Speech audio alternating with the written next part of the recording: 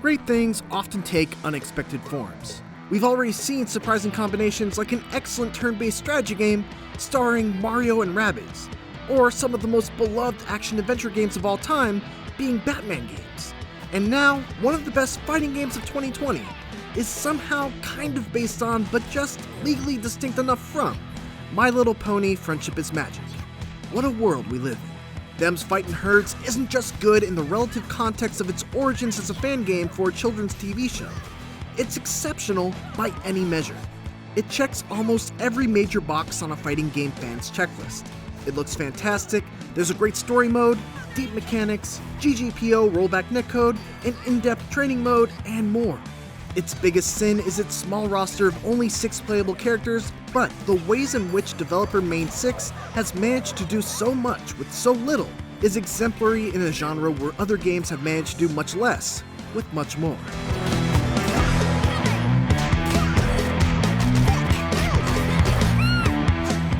TFH is a 4-button fighter, much like Dragon Ball FighterZ and BlazBlue, with light, medium, heavy, and magic attacks. Each character is wildly different, from a sheep that summons dogs to do her bidding, to an alpaca that loves hugs and throws broccoli and apples. What's nice is that there's a little bit of universality between them thanks to how the fighting system works. Launchers, anti-airs, sweeps, and basic combos have the same inputs across all characters with beginner-friendly combo logic.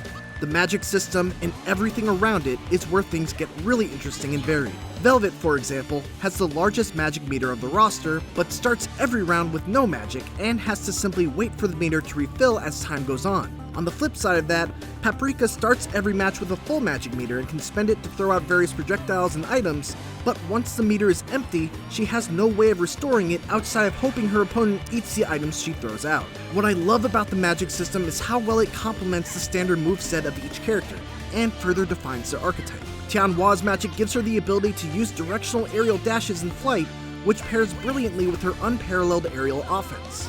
Arizona's close-range, ground-based offense is complemented by her magic lasso and armored magic attacks that allow her to close the distance on her foe.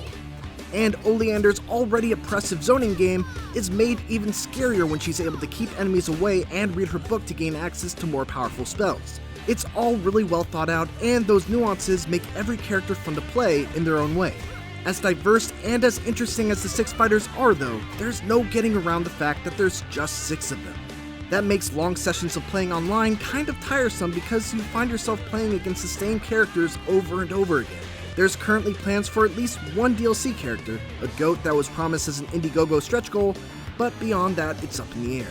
I don't have the time or crayons to teach you how to fight. Apart from the regular versus mode, Them's Fightin Herds has an impressive story mode as well.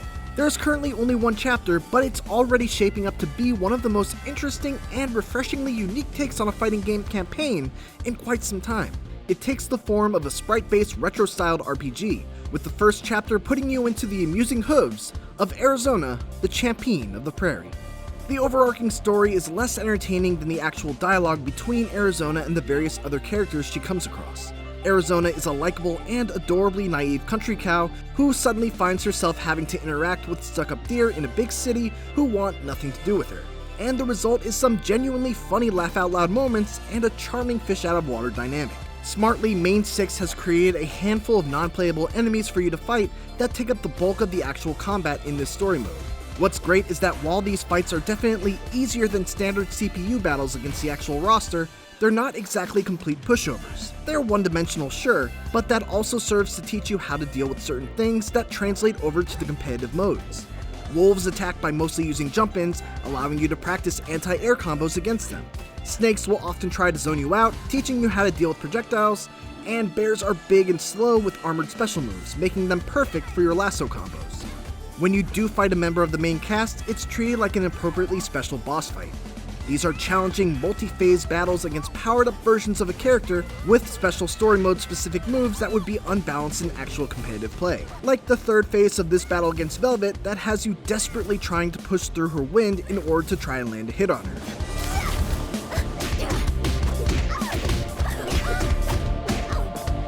The amount of time it takes to beat Arizona's chapter will depend entirely on your own skill, the difficulty you play on, and how much you want to search for treasure chests containing fun little accessories for your avatar.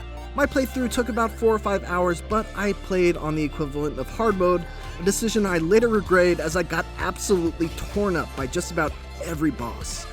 I would guess that a standard playthrough on a comfortable difficulty would take about 2 or 3 hours. Importantly, while only Arizona's chapter is available at launch, the chapters for the 5 other characters are planned to be released down the road as free updates, which is great because this story mode is off to a very strong start.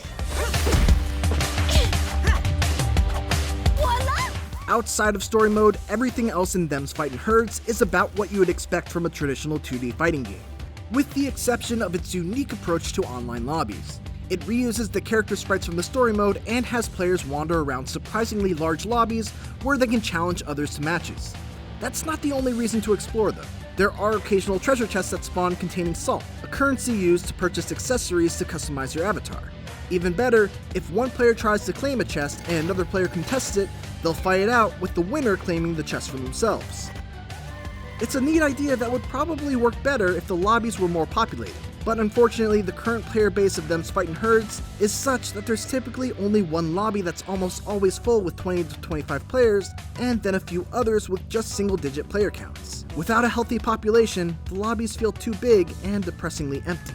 Then there's also the salt mines, which are crazy PvE and eventually PvP dungeons in which you delve into an underground cave to mine as much salt as you can before time runs out, all while dealing with the same AI-controlled predators from the story mode.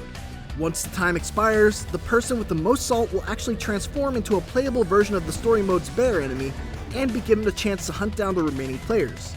It's a really cool idea, but the likelihood of finding a big enough lobby with willing people to participate right now is slim. Beyond that, Them's Fightin Herds just feels extraordinarily polished. Its UI is super clean with excellent art, there's a wonderful tutorial that covers complex concepts in a way that's very easy to understand, and with a great sense of humor. The soundtrack is excellent with some really cool dynamic variations on themes, depending on which characters are fighting against each other and who's currently winning. And though its training mode could use some better organization, it's still extremely deep and includes just about everything you could ask for. At last we shall see who is stronger, ice or fire. There are some very big ideas inside Them's Fightin Herds' deceptively small package. Even incomplete, its story mode is already one of the most innovative I've seen in a fighting game in ages. And its sprite-based online lobbies are interesting, though unfortunately lacking the player base to really make them shine.